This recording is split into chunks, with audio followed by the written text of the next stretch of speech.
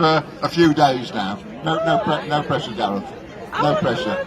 But he's probably the second most famous member of the Ike family. So please give it up for Gareth Ike.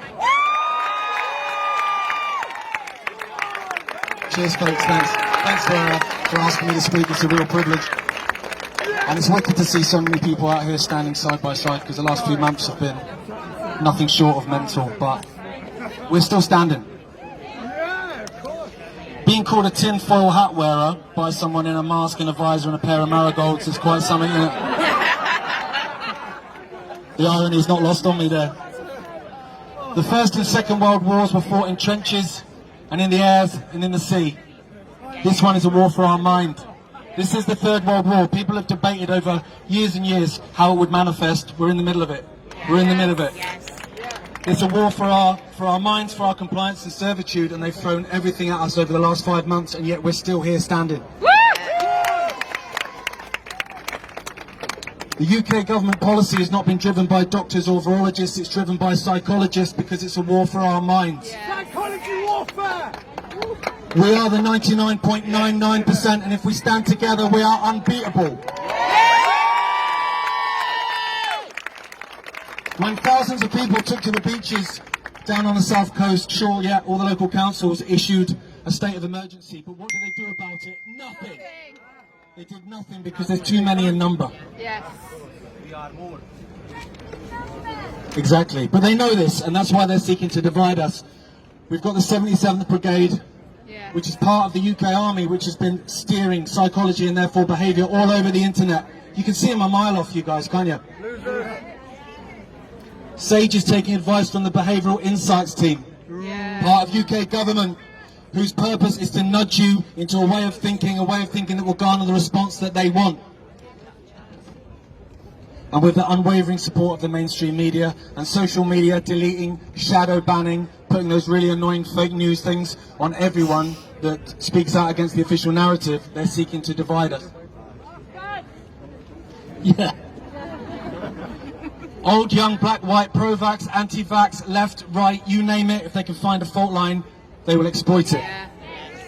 Yeah, if you look around, we're all standing here, every single one of those demographics.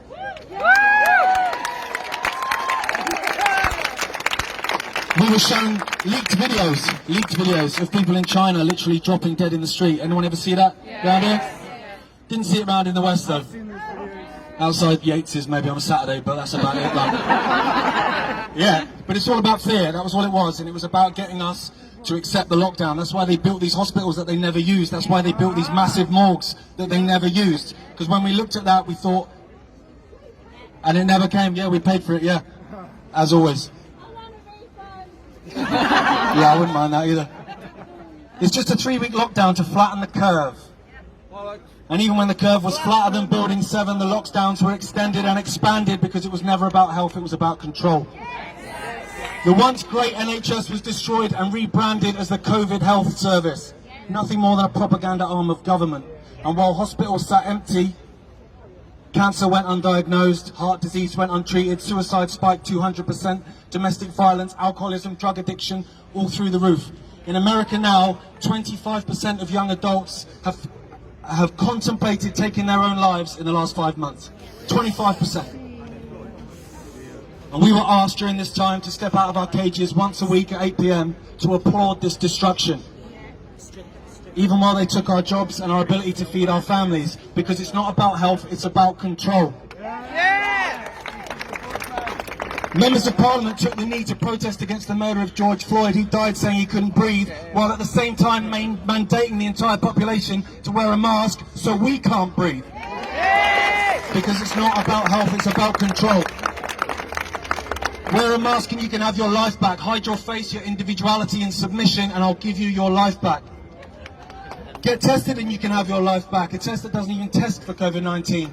A test whose inventor said that it shouldn't even be used to test for infectious diseases, yet it is, and it's being used to shut down our cities and towns and take away your livelihoods. Of course, absolutely deliberate. You're being asked to get tested to get your lives back when those tests will be used as an excuse to take more of your lives and freedoms away. The focus is solely on cases. It's not on deaths, it's not on hospital admissions, it's just cases. They're paying people to to have the test now? They're paying them. Yes. Yeah, well, if they're not paying them, they're coercing them as well. Yes. It's ridiculous. You'll get your life back. Exactly, yeah. Give you information to go to restaurants. Well, yeah, we do, yeah. Don't fill out the form. Another of life's wonderful coincidences. But they only talk about cases now, not deaths, at a time of year when flu and respiratory disease death drops by 80% anyway. Just a coincidence, nothing to worry about there, mate. Get the vaccine and you can have your life back. A vaccine that has two potential scenarios. Either one, it was knocked up in about 25 minutes by a guy down the road and it's dead experimental and we're going to get that put in us. Even the vaccines that cause great damage that lead to payouts of billions, they take years to develop. But we're supposed to get one that was developed in 20 minutes by a guy behind KFC. What a load of nonsense. The other option was the vaccine was ready all along. And COVID-19 was just used as an excuse to get that into every single one of us on the planet. Whatever scenario it is, the answer is exactly the same. It's no! I will not accept the new Orwellian newspeak that is rolled off of the forked tongue of every single government and mainstream media shill over the last 5 months. There is nothing normal about children being put in boxes in playgrounds away from their friends. There is nothing normal about over 60s in care homes having do not resuscitate orders put on them without theirs or their family's consent, denied treatment so they can die alone and have COVID-19 put on their certificate with no evidence for it.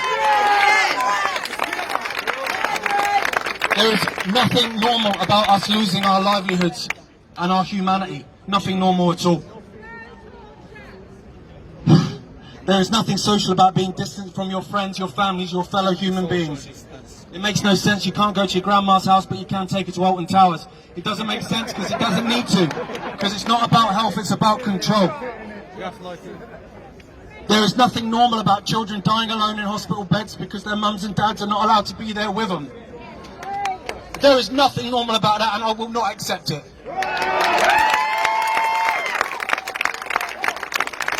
We are the 99.99% and we will decide our futures, no one else.